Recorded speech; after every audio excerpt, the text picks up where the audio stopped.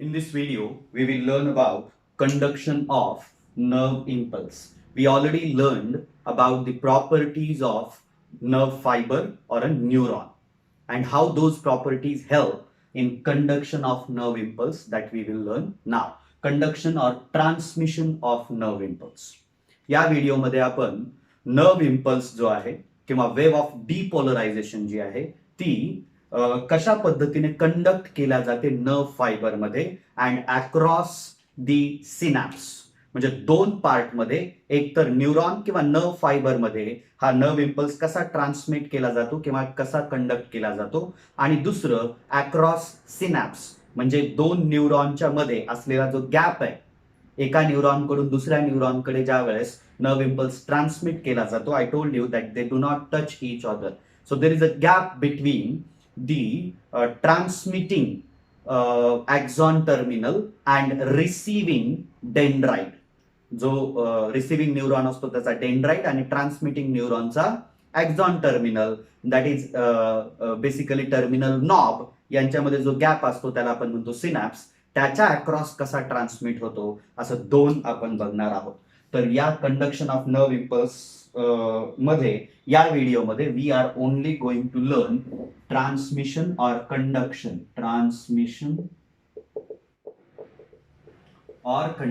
काही म्हणा transmission or conduction of nerve impulse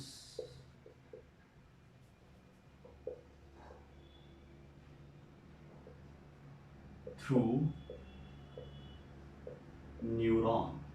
न्यूरॉनच्या through कसं होतं काय कोणत्या पद्धतीने होतं आणि याच्यानंतर आपण बघणार आहोत transmission across synapse okay that we will learn in separate video. So transmission of nerve impulse through neuron कशा पद्धतीने होतं. Now for this what I taught you about the resting neuron. ज्यावेळेस न्यूरॉन कंडक्शन करत नसतो nerve इम्पल्सचं त्यावेळेस तो resting position मध्ये असतो. तर रेस्टिंग पोझिशन मध्ये काय मेंटेन केल्या जातं that we learn but for recap we will learn it again. तर आपण इथे काय काढूयात विल ड्रॉ अ न्यूरॉन एक आता न्यूरॉन काढूयात म्हणजे we will only draw a section of ॲक्झॉनचं एक सेक्शन काढणार आहोत so that will be able to understand. आपल्याला हे फक्त सेक्शन ऑफ अ ॲक्झॉन आहे ॲक्झॉनचं एक सेक्शन आहे. ओके नाव काय काय आहे हे ॲक्झॉनचं मेम्ब्रेन त्याला आपण काय म्हणतो न्यूरिलेमा म्हणतो किंवा it is called as axolemma किंवा it is also called as plasma membrane सेलचाच प्लाझ्मा मेम्ब्रेन आहे काहीही म्हणा तुम्ही याला. Okay so will write this is axolema okay and the fluid which is called as axoplasm. काय आहे फ्लुइड जे आहे आतमध्ये ते त्याला आपण म्हणतो एक्झोप्लाझम. ओके मग आता हे आतमधलं फ्लुइड काढूयात त्याला एक वेगळा कलर देऊ ब्लू कलर. अँड हा जो एक्झॉन आहे हा कुठे प्रेझेंट आहे it is present in tissue fluid आहे याच्या अराउंड काय प्रेझेंट आहे टिश्यू फ्लुइड प्रेझेंट आहे. हे काल आपण लर्न केलेलं आहे but still one more time this is tissue fluid याच्या सगळ्या बाजूने प्रेझेंट आहे फ्रॉम ऑल साइड. ओके असं टिश्यू फ्लुइड प्रेझेंट आहे.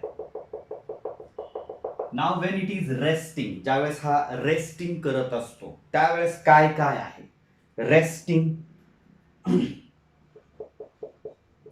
वेन न्यूरॉन इज रेस्टिंग म्हणजे कंडक्शन होत नाही अशा वेळेला या वेळेला काय काय आहे एक काय बोला concentration of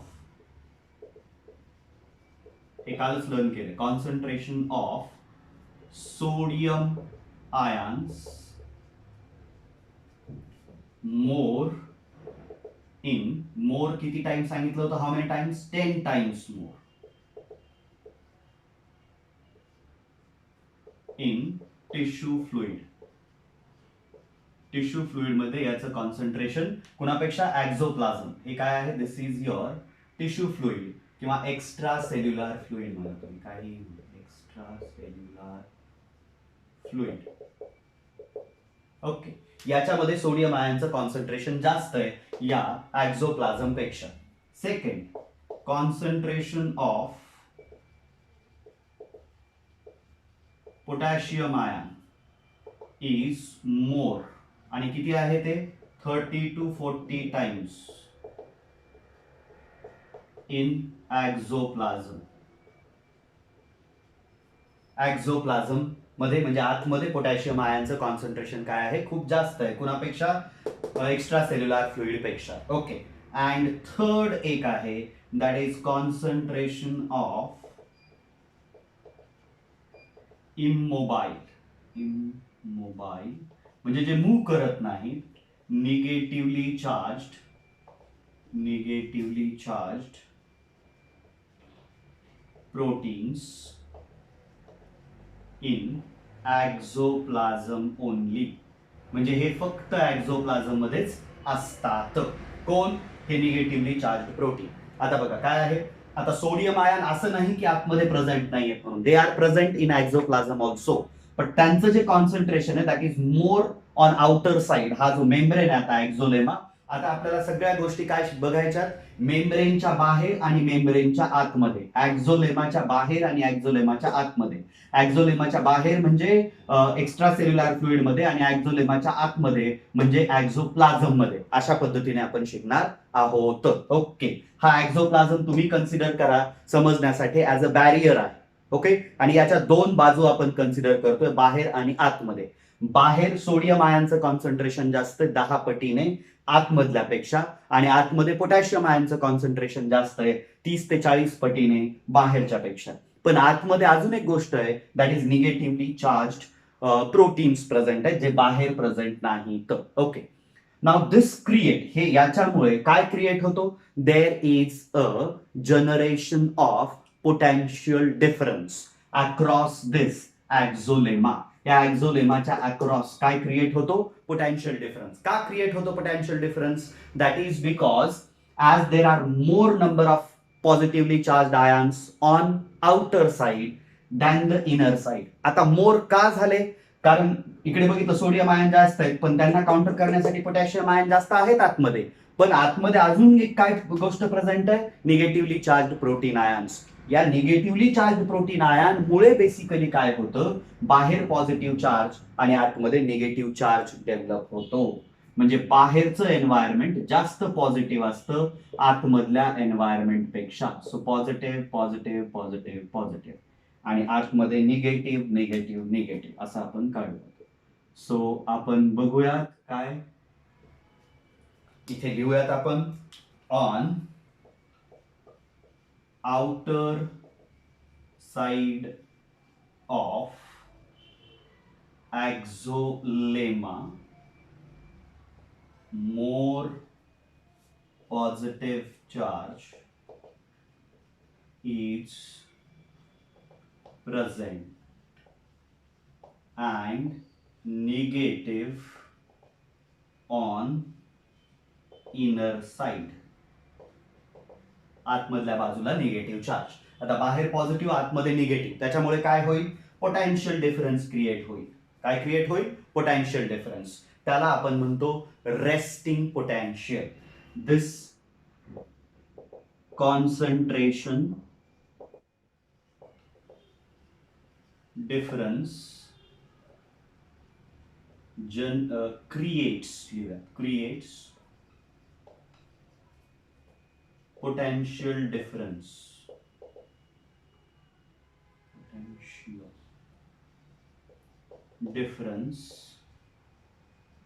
across axolemma called resting potential. याला काय म्हणतो आपण, रेस्टिंग पोटेन्शियल. ओके, आणि हा जो रेस्टिंग पोटेन्शियल आहे, दिस resting potential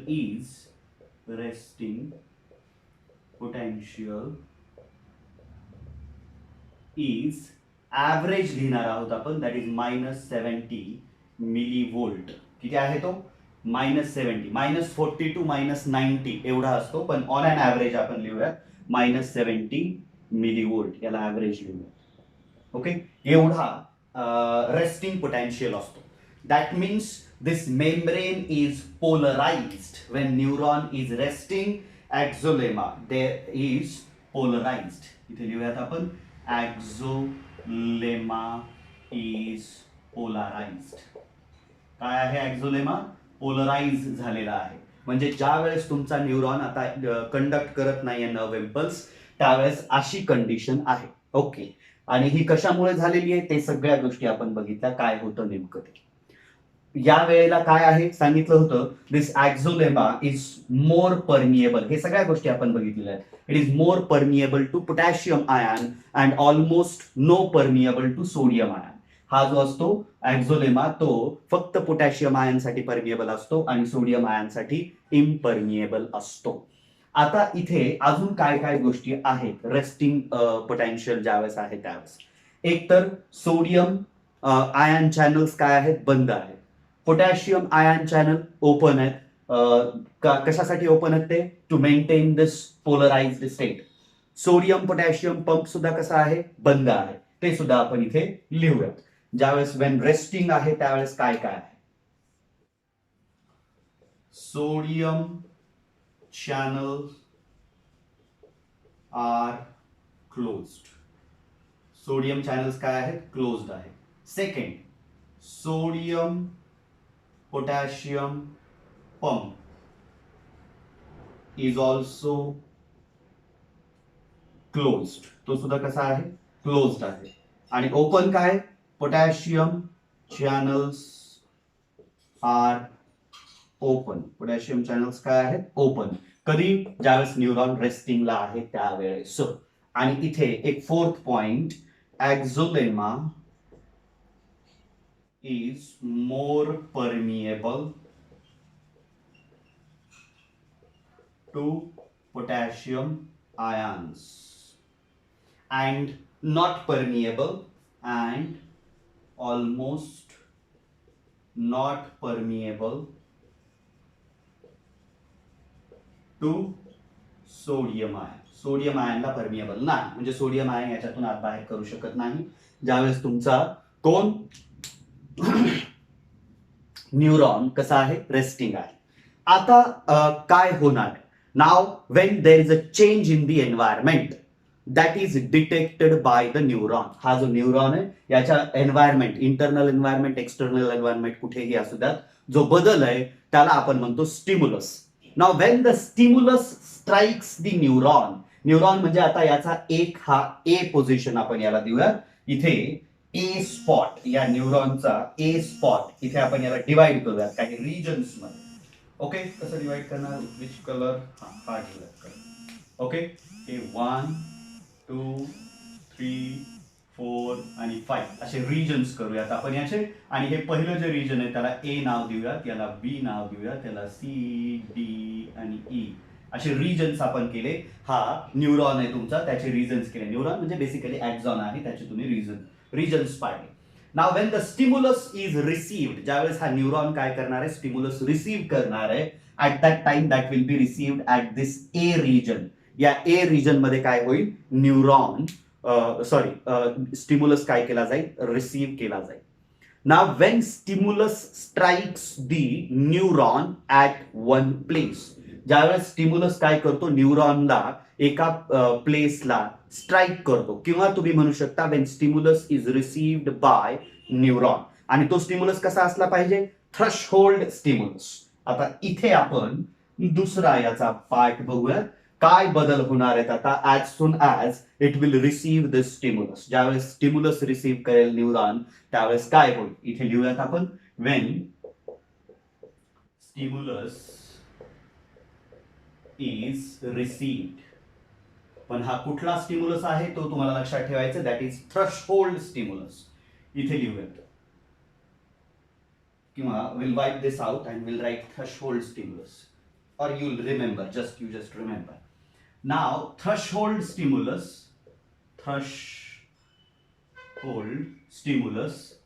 have potential of -55 to -60 millivolt. किती असतो याचा? एवढा पोटेन्शियल असला पाहिजे त्याचा, तरच आपण त्याला थ्रेशोल्ड याच्या बिटवीन, तरच तो काय करू शकतो, नर्व इम्पल्स जनरेट करू शकतो. एवढा ज्यावेळेस येतो त्यावेळेस काय होतं याच्यामुळे, थ्रेशोल्ड स्टिम्युलस एवढं आहे याचं, इथे जस्ट पॉइंट न देता आता याच्यामुळे काय होईल, वेन स्टिम्युलस इज रिसीव्ड, ज्यावेळेस हा स्टिम्युलस रिसीव्ह केला जाईल, किती, थ्रेशोल्ड स्टिम्युलस, ज्याचा पोटेन्शियल किती असला पाहिजे, -55 टू -60 मिलीव्होल्ट याच्या दरम्यान, ऑन अँड ऍव्हरेज, थोडंफार मागे पुढे चालेल पण एवढा ऍव्हरेज एवढा आहे. तर तेवढा रिसीव्ह केल्याच्या नंतर काय बदल होतील या मेम्ब्रेन मध्ये. नाव the changes that occurs in axolema. ऍक्झोलेमा मध्ये होणारे बदल, काय काय बदल होतात. पहिला बदल बघा, sodium channels open. Sodium channels काय होतात, ओपन होतात. याचाच अर्थ काय, axolemma becomes permeable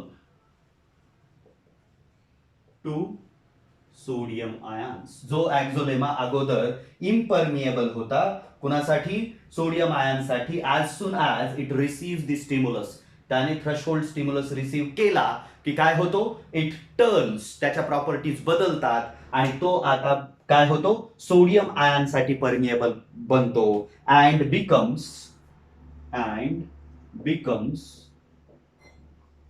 impermeable to potassium ions. Potassium आयनसाठी इम्परमिएबल बनतो, सोडियम आयनसाठी परमिएबल आणि पोटॅशियम आयनसाठी इम्परमिएबल बनतो. ओके, सेम हा जो सोडियम पोटॅशियम पंप आहे तो बंदच राहतो यावेळेस. हा सोडियम पोटॅशियम पंप नंतर ज्यावेळेस ही वेव्ह ऑफ डिपोलरायझेशन किंवा कंडक्शन होईल त्याच्यानंतर ऑपरेट करतो पोलरायझेशन मेंटेन करण्यासाठी. परत अजून एकदा, ओके, नाव हे सोडियम चॅनल ओपन झाले आता, त्याच्यामुळे काय होईल, sodium ions which are present more on outside, they will fast enter in to the axoplasm. Quickly ते काय करतील, आतमध्ये त्यांचा इन्फ्लक्स होईल. इन्फ्लक्स होणे म्हणजे आतमध्ये येणे. कुठे येतील, बाहेरचे पोटॅशियम आयन्स काय होतील, आतमध्ये येतील. पण कुठे, आता फक्त स्टिम्युलस या ए रिजन पर्यंत पोहोचलेला आहे, इथेच पोहोचलेला आहे. म्हणून आता या ए रिजन मधले इथले जे सोडियम आयन्स आहेत दे विल मूव्ह इनसाइड. पण आता पोटॅशियम आयन त्यावेळेला बाहेर मूव्ह करतील का, मूव्ह करणार नाहीत, कारण सोडियम पोटॅशियम पंप सुद्धा काय आहे, बंद आहे. इथे दुसरी गोष्ट आपण लिहूयात, sodium potassium pump is closed. हा क्लोज्ड आहे, ठीक आहे का. ओके, इथे आपण काय करूयात, will write sodium potassium pump इथे बेसिकली इज ओपन करूया त्याला. ओपन कंटिन्युअसली नाही, पण हे आता तुमच्या लक्षात येईल पुढे आपण ज्यावेळेस बघूया त्यावेळेस why it is open. Okay, I tell you. Now this is closed. हा क्लोज आहे त्याच्यामुळे पोटॅशियम आयन बाहेर जाणार नाही. तर हा ऍक्टिव्ह पंप असतो, एनर्जी खर्च करावी लागते. आणि हे जे चॅनल असतात ते व्होल्टेज गेटेड असतात. इथे स्टिम्युलस रिसीव्ह झाल्यामुळे याचं व्होल्टेज चेंज झालं, म्हणजे पोटेन्शियल डिफरन्स चेंज झाला या पॉइंटला, म्हणून हे चॅनल ओपन झालेलं आहे, सोडियम चॅनल. कालच मी तुम्हाला सांगितलंय व्होल्टेज गेटेड आहे. व्होल्टेज मध्ये एक पर्टिक्युलर व्होल्टेज लागतं त्याला. ओके, आता इथे सोडियम आयन आतमध्ये आले, लिहूयात आपण. थर्ड थिंग काय याच्यामुळे काय होईल आता, third, sodium ions will quickly move in axoplasm at site of stimulus. जिथे स्टिम्युलस रिसीव्ह झालेला आहे त्या साईटला क्विकली काय होतील, सोडियम आयन, म्हणजे आता ए साईट आहे आपल्यासाठी, इथे रिसीव्ह झालेला आहे म्हणून या ए साईटला इथे लिहितो आपण ए रिजन, तुम्हाला समजण्यासाठी ए रिजन. इथे काय झालं, आता क्विकली सोडियम आयन आतमध्ये आले. Now when the sodium ions will move inside, what will happen, the polarity जी अगोदर होती बाहेर पॉझिटिव्ह होतं आणि आतमध्ये निगेटिव्ह होतं, this polarity will get reversed. Polarity काय होईल? रिव्हर्स होईल. सोडियम आयन पॉझिटिव्ह आयन आतमध्ये आल्यामुळे इथला आतमधला पॉझिटिव्ह चार्ज हा बाहेरच्या पॉझिटिव्ह चार्ज पेक्षा काय होईल? वाढेल. And that's why the inner या ऍक्झोलेमाच्या मेम्ब्रेनच्या आतमध्ये पॉझिटिव्ह बनेल आणि बाहेरच्या बाजूला निगेटिव्ह. सगळ्या बाजूने या मेम्ब्रेनच्या ना, we are just showing at one place, एकाच बाजूला दाखवतोय, त्या मेम्ब्रेनच्या सगळ्या बाजूला तसंच होईल. काय झाले? सोडियम आयन आतमध्ये आले, त्याच्यामुळे आतमधला पॉझिटिव्ह चार्ज वाढला आणि तो कुणाच्या कंपॅरिझन मध्ये? बाहेरच्या कंपॅरिझन मध्ये वाढल्यामुळे आतमधलं एन्व्हायरमेंट आता पॉझिटिव्ह झालं आणि बाहेरचं negative. This रिव्हर्सेस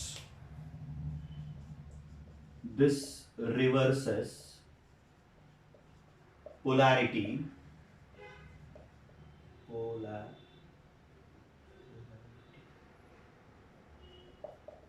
at point E. आता हे पोलॅरिटी रिव्हर्स होणं म्हणजे काय? डिपोलराइज होणं. यालाच आपण म्हणतो डिपोलरायझेशन.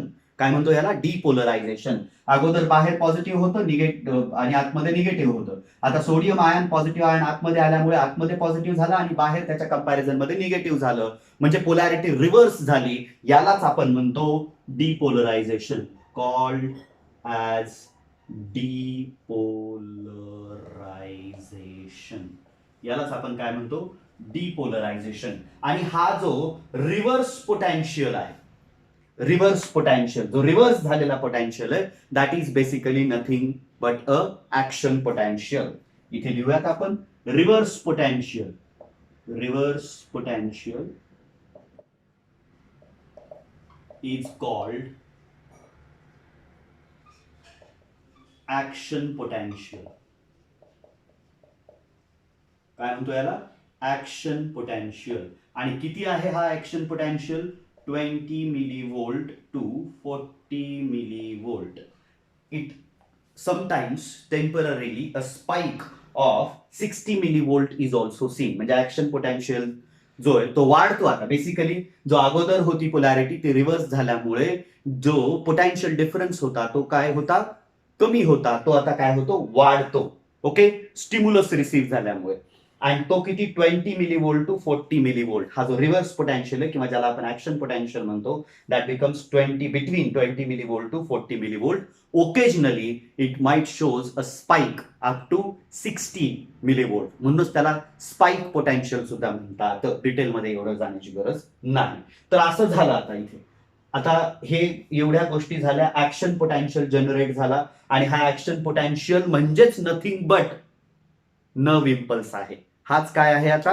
नर्व इम्पल्स आहे. मग हा ऍक्शन पोटॅन्शियल जो इथे जनरेट झाला होता तो बी ला जाणं गरजेचं आहे, बी पासून सी ला जाणं गरजेचं आहे, सी पासून डी, डी पासून ई, म्हणजे पूर्ण याची जी लेंथ आहे हा ट्रॅव्हल करणं गरजेचं आहे. कसा झाला तयार action potential? That you learn. But how it is going to transmitted now in a forward direction. पुढच्या डायरेक्शन मध्ये हा कसा ट्रान्समिट होईल? That we need to learn now. तर आता काय होईल ते आपण will learn here. How it is conducted. How action potential म्हणजेच काय आहे? ऍक्शन पोटॅन्शियल म्हणजेच काय आहे? Nerve impulse. त्यालाच आपण म्हणतो नर्व इम्पल्स इज कंडक्टेड. कसा कंडक्ट केला जाईल? आता दिस इज व्हॉट आपला मेन कन्सर्न आता हाच आहे. ओके, आता काय झालं इथे बघा, इथे आपण रिव्हर्स पोलॅरिटी करून घेऊयात. जे बाहेर पॉझिटिव्ह होते ते आता बाहेर पॉझिटिव्ह न राहता काय झाले? आतमध्ये पॉझिटिव्ह झाले. Inner side has become positive and outer side has become negative. फक्त काय झालं? स्टिम्युलस रिसीव्ह झाला. स्टिम्युलस रिसीव्ह झाल्यामुळे इथे सोडियम चॅनल काय झाले? ओपन झाले. पोटॅशियम चॅनल बंद झाला. सोडियम पोटॅशियम पंप बंद झाला आणि सोडियम चॅनल उघडले म्हणून सोडियम आयन आतमध्ये आले, म्हणून आतमध्ये पॉझिटिव्ह बाहेर निगेटिव्ह असं झालेलं आहे. आता बघा, जर तुम्ही आउटर आणि इनर जर बघाल तर इनर मेम्ब्रेनवर at A point there is a positive charge and at B point or at B region there is a negative charge. बाहेरच्या बाजूला जर बघितलं तर at A region there is a negative charge and at B region there is a positive charge. Now this difference मेम्ब्रेनच्या एकाच बाजूला असलेला हा जो डिफरन्स आहे that will create the flow of charges. तुम्हाला माहिती आहे, और you can say it will create a current create होईल. का? कारण की पोटेन्शियल डिफरन्स मेम्ब्रेनच्या एकाच बाजूला काय आहे, चार्जेस मध्ये डिफरन्स आहे. इथे पॉझिटिव्ह आहे, इथे निगेटिव्ह आहे, इथे निगेटिव्ह आहे, इथे पॉझिटिव्ह आहे. म्हणून काय होईल, नाव दीज चार्जेस तुम्हाला माहिती आहे current, it will create a current. The difference in charges in successive regions, ते न्यूरॉनवर असलेले जे दोन सक्सेसिव्ह रिजन्स आहेत त्यांच्यामध्ये प्रेझेंट असलेला जो डिफरन्स आहे चार्जेस मध्ये प्रेझेंट असलेला किंवा पोलॅरिटी क्रिएट झाल्यामुळे एकाच बाजूला, अगोदर मेम्ब्रेनच्या बाहेर आणि आतमध्ये पोलॅरिटी होती, आता मेम्ब्रेनच्या एकाच बाजूला पोलॅरिटी क्रिएट झाल्यामुळे what will happen, this will help in moment of these charges. हे चार्जेस काय करायला लागतील, मूव्ह करायला लागतील. मूव्ह करायला लागतील. का मूव्ह करायला लागतील, because there is a difference, potential difference create झाला and this potential difference will move these charges and this will create a current. यालाच आपण काय म्हणतो, current. So the current on inner side of the axolemma will move from A to B, positive कडून negative कडे move करेल. And on outside of the axolema it will move from B to A, B पासून A कडे move करेल. म्हणजे आता इथे present असलेले positive charges they will move to B आणि इथे B ला प्रेझेंट असलेले positive charges they will move to A. Yes or no? Now this will again reverse the polarity. This is called as repolarization. यालाच आपण काय म्हणतो, repolarization. काय झालं आता, बी बाहेर, समजा आपण एक्झोलेमाच्या बाहेरचा जर पार्ट कन्सिडर केला तर बाहेर अगोदर ए निगेटिव्ह होता आणि बी पॉझिटिव्ह होता. पण आता बी पासून चार्जेस ए कडे आले, पॉझिटिव्ह चार्जेस, म्हणून ए आता पॉझिटिव्ह झाला आणि हा काय झाला, निगेटिव्ह. हे का असं होणं गरजेचं आहे, म्हणजे आतमध्ये सुद्धा मोमेंट होणं आणि बाहेर सुद्धा मोमेंट होणं का गरजेचं आहे, to complete the circuit of the flow of current. हे याच्यामुळे सर्किट कम्प्लीट होतं, म्हणून अशा पद्धतीने मूव्ह होणं गरजेचं आहे. But why moving these charges, हे चार्जेस मूव्ह करत असताना किंवा करंट या सर्किटमध्ये मूव्ह होत असताना काय झालं, पोलॅरिटी अगेन रिव्हर्स्ड. पोलॅरिटी परत एकदा रिव्हर्स झाली आणि रिव्हर्स झाल्यामुळे जी अगोदर होती ए पॉइंटला पोलॅरिटी तीच आता ए पॉइंटची पोलॅरिटी झाली. That we call it as repolarisation. परत याचं रिपोलरायझेशन झालं, बाहेर पॉझिटिव्ह बनला आणि आतमध्ये निगेटिव्ह बनला. इथले पॉझिटिव्ह निघून गेल्यामुळे हा निगेटिव्ह बनेल, इथले पॉझिटिव्ह इथे आल्यामुळे हा पॉझिटिव्ह बनेल. Okay, yes or no? म्हणजे आता परत एकदा हा पॉझिटिव्ह बनणार आहे इथे and this will become negative. हा कसा बनेल आता, निगेटिव्ह बनेल. Okay, now the polarity has reversed. A पॉइंटला काय झालं, अगेन रिपोलरायझेशन झालं, जसं अगोदर होतं तसंच झालं. बट बी पॉइंट आता काय झाला, बी पॉइंटला इथून पॉझिटिव्ह चार्जेस मूव्ह झाल्यामुळे इट हॅज बिकम पॉझिटिव्ह आणि इथे वर जे आहेत ते इथले पॉझिटिव्ह इकडे मूव्ह झाल्यामुळे it has become now negative. हा काय झाला, निगेटिव्ह. म्हणजे इथे जी डिपोलरायझेशन झालेलं होतं अगोदरचं, it has moved from A to B. आता डिपोलरायझेशन म्हणजेच काय आहे, नर्व इम्पल्स आहे. म्हणजेच काय आहे, ऍक्शन पोटेन्शियल आहे. So action potential has moved from A to B. Action potential काय झाला, ए पासून बी पर्यंत आता मूव्ह झालेला आहे.